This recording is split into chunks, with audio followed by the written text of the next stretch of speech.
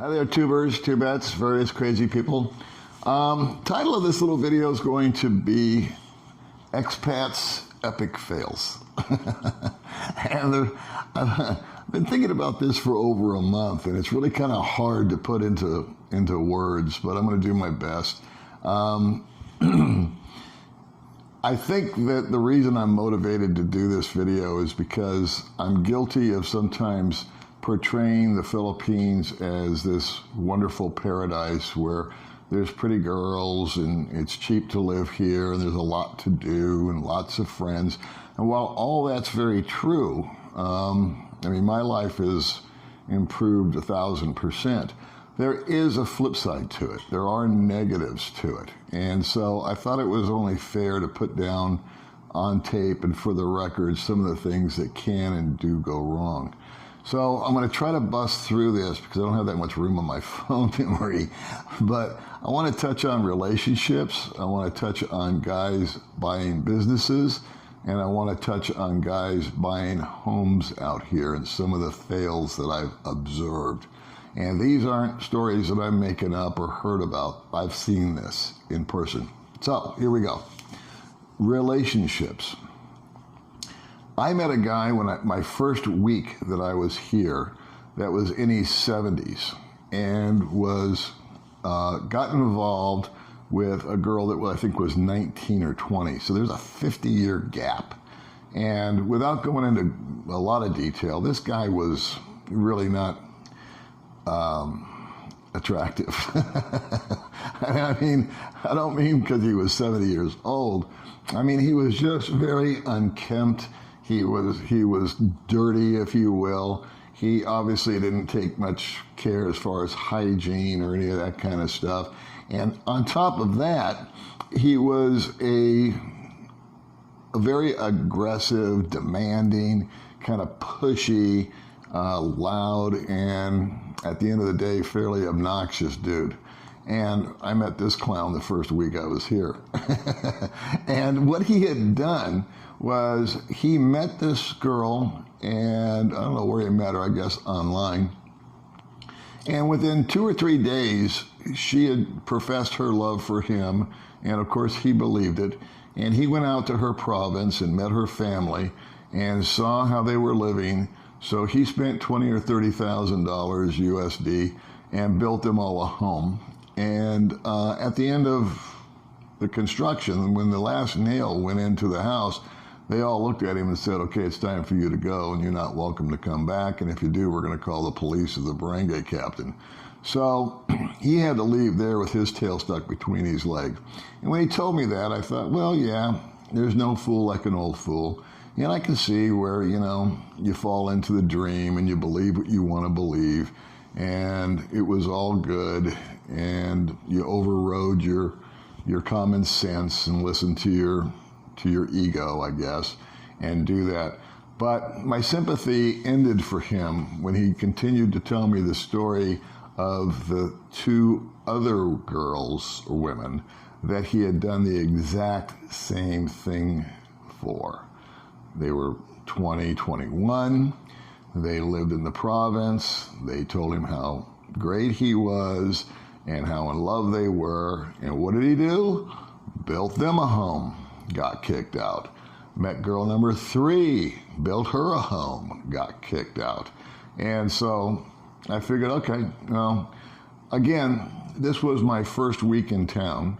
I've never seen the guy since, but when him and I parted that day, an hour and a half after he told me this tale of woe, he had no sympathy from me because I figured, okay, the first time was on her, second and the third time's on you, pal. And believe it or not, while we were talking, he got a ding on his phone. It was some 20-year-old chick that from some dating site that was telling him how much she loved him. And he was literally told me, he goes, I gotta go. I'm gonna go to Mindanao or wherever the hell it was and meet her. Look at her. And I thought, here we go. Here comes house number 4. So that's an extreme example, but it's a true one. And that I call an epic fail. I know of another guy out here, I know a number of guys out here that are involved with women that they really don't love, that they just kind of rushed into the relationship, they rushed into getting married, and now X amount of months or years or whatever time has gone by, and they realize they're not happy with her and they feel trapped. One gentleman now is the father of, I think she's 2 or 3 years old, and a baby. And he didn't want a baby. He's in his 60s. Now he's changing diapers and pushing strollers, and the wife that used to dote on him now dotes on the baby. And every time that I've seen this guy, I haven't seen him for a long time, but every time I did see him, he would be at the bar and he would just be as drunk as Cootie Brown because he was just unhappy. And I had a discussion with him one time, and I said, "How you doing?" And he says, "I think I'm just clinically depressed." He says, "I came over here to relax. I came over here to save money. I came over here to bounce around different islands. I met this girl. I don't know why, but she talked me into marrying her. The next thing I know, she's pregnant. Now I'm a dad.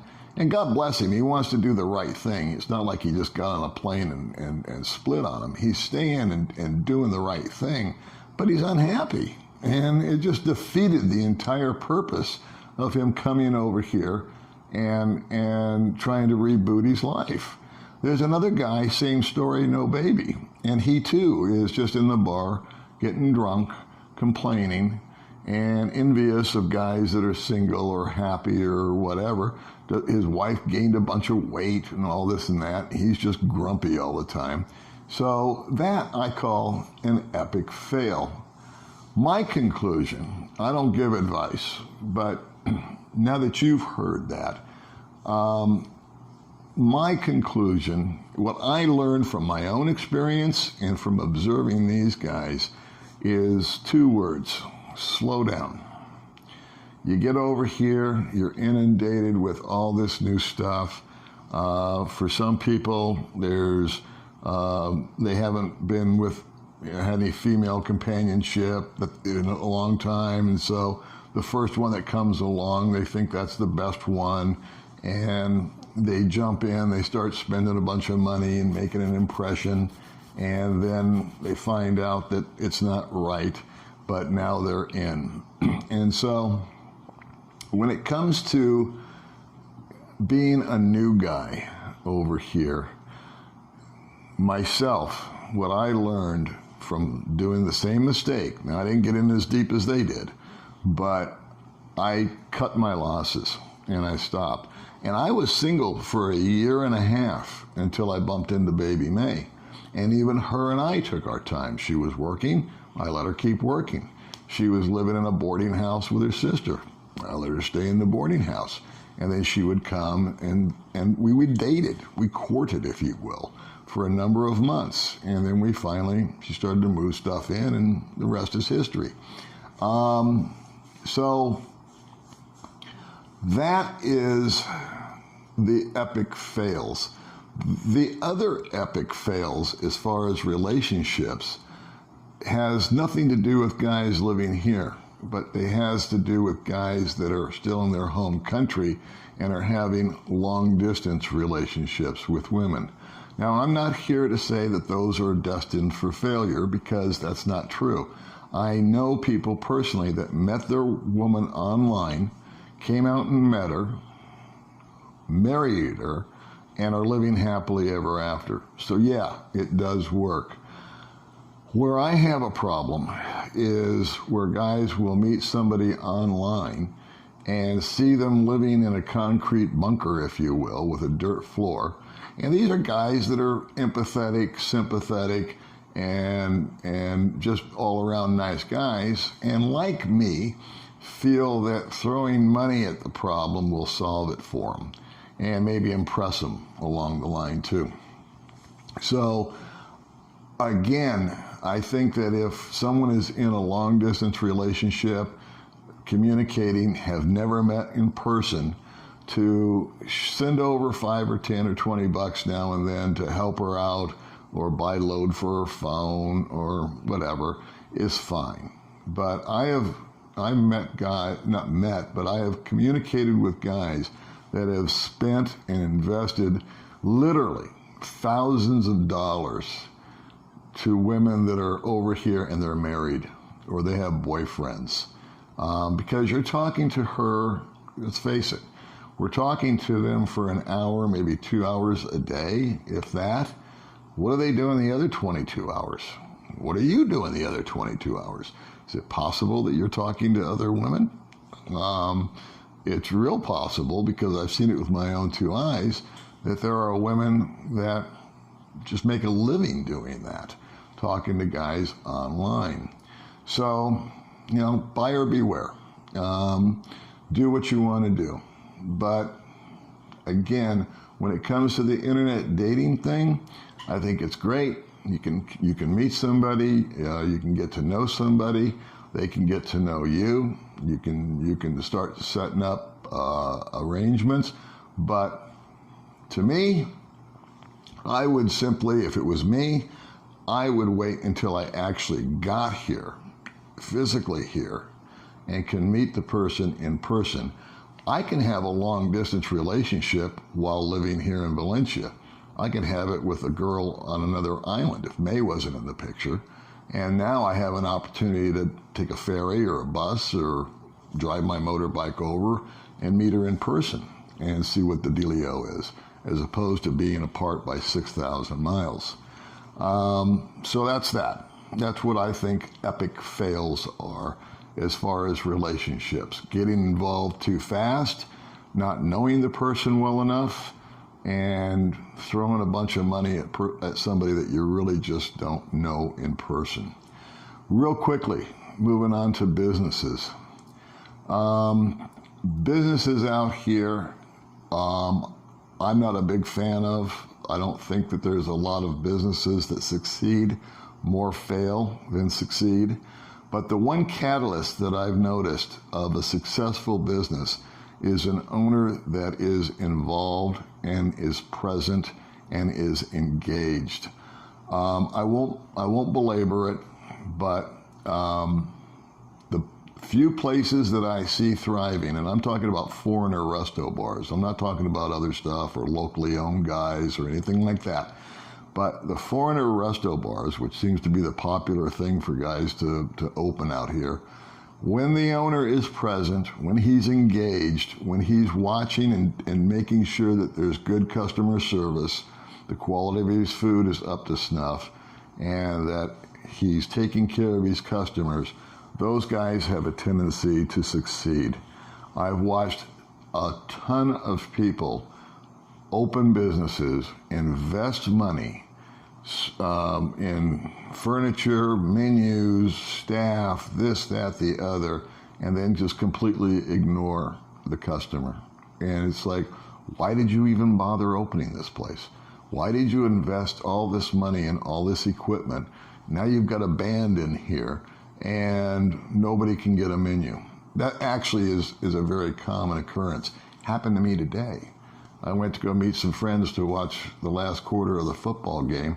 I sat at a table for over an hour, and nobody even came over to see if I wanted to buy a Coke.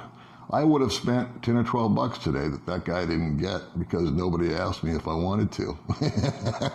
And I'll be damned if I'm going to walk up and say, hey, can I please spend some money with you? May I please have a menu? I'm just kind of a snob that way. So, again, I don't want to drag this out forever, but if a guy is coming out here and thinking about opening up a business, realize, number one, it's not going to be your business. It's not going to be in your name. It's going to have to be in a Filipino's name for the most part.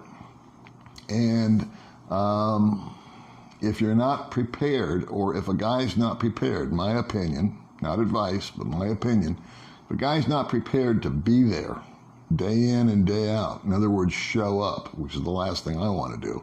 But if a guy needs to do that, if that's his passion, that's his purpose, don't ignore your customers. Don't be like everybody else. I can't tell you how many times May and I have walked in, sat down, sat there for 15 minutes, can't get anybody's attention, and we just got up and walked out. Boom. No money. That could have been money. Okay. Home ownership. 2 stories.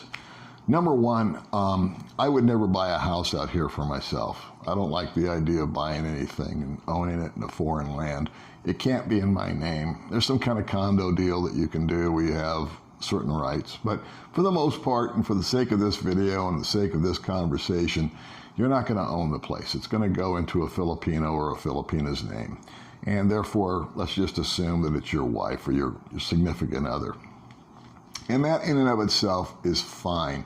In fact, I would love, within the next 5 years, to make sure that May has A, a piece of property, and B, a dwelling on it. And we are working on that. That's our YouTube money, is being put aside for that one simple, not simple, but single goal, is that before I go to the happy hunting ground, hopefully we can find her a piece of land, either with or without a house, and either build one or find one that's already there, so that I know that she's set free and clear and will always have a roof over her head. And then hopefully be able to generate income via her YouTube and anything else that she can come up with. Here's where I find problems, and that is ingress and egress. I just heard, I mentioned that I went to watch the football game today. Well, I heard the second story, the same story from another person that's experiencing this. Ingress and egress. How do you get from the road to your house? When someone purchases a piece of property out here, there's a very good chance that there's going to be a road that goes from the main drag, if you will, to your property. And it's going to be passing other pieces of property that are owned by the locals. There's a very good chance that that road is actually not a general road. It's actually a piece of it may be owned by the person that has a house in front of it, if that makes any sense. So for me to go from the road to my house, I might pass 5 different houses. Let's just use that as an example. 2 of them may own that road, or that's in front of their home. And I have a friend that has bought a bunch of property, has one road that goes to it, got a great deal on the property, and a section of the road that goes to his home is owned by a local Filipino. He hired the guy to come up and work for him. He didn't feel that the guy was doing a very good job, so he fired the guy. And so the guy got pissed off and said, "You can't pass on the road in front of my house." And to prove his point, he planted a couple of coconut trees and set up some rocks. So now this poor guy owns this great big ass piece of land and can't get to it. And he took it to the barangay captain, and he took it to the police, and he went to a lawyer, and guess who won? The Filipino. Because the law is the law. And where he made his mistake, in my humble opinion, was he got an attitude with the guy. And he, out here, saving face is super, super important. You never, ever, ever, does anyone ever want to insult the local population here. Reputation, and again, it's just saving face. You know, it's pride.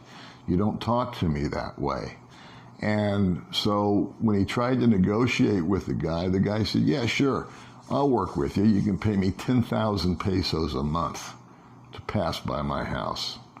And that fueled it even further. and now he's got no way to get to his home. I just heard almost the exact same story today about another guy who bought land, didn't know that the road going in, he has two roads, one that gets him to his house. Now he wants to build a business in front of the house, which would require the entrance to come through another road. One of the locals said, listen, you're going to need to pay me $5,000 a month to go past my property. They got into a pissing match. They went to court. 400,000 pesos later, for 5 years, the Filipino won the argument. So the guy has now spent 400,000, 5 years of not being able to open up his business that he, whatever it was, and all of a sudden the great price that he got on the land is not so great, is it? Because he can't get to it.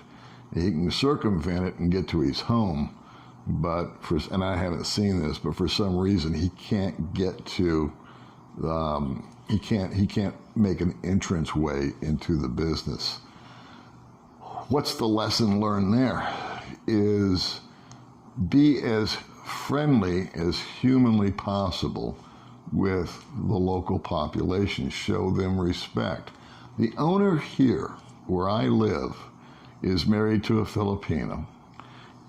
We have an access road that comes in. And what the owner here did is we had some real rough spots on the road coming in. He dedicated and donated concrete to be built for everybody, and did it on his dime, and went to the barangay and went to the people, very humbly asked, may I improve the road for free in front of your home? And of course they said yes. It was the way that he approached them. It was the way that he talked to them. And that is an epic success. But to buy to buy a piece of property, build your dream home, and then because you copped an attitude, you can't drive to it. The first guy that I talked to you about, where the guy put up the coconut trees and the rocks and all that, can't get to his property. It just sits there. That's my story, kids. That is, and I could go on and on and on, but I don't want to kill you with examples. I think you get it. The Philippines is an awesome place to live, but please, buyer beware. You know, if you're going to enter into a relationship with somebody, male, female, whatever your preference is, again, I don't want to give you advice, but my experience, take your time. If you're going to start a business, be prepared to be engaged. Understand the paperwork that's involved. It can take 60, 70, 80 different forms and permits to get a business started. So do due diligence and research. If you're going to build your wife or your girlfriend a house, more power to you. I mean, be willing to understand that it's never going to be yours, and she could kick you out. So my theory is don't build it unless you can afford to walk away from it.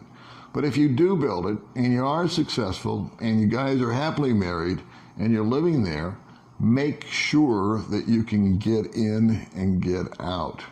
That requires lawyers, that requires surveyors, that requires due diligence. Thanks for tuning in, everybody. I will catch you guys on the next video. All right, bye.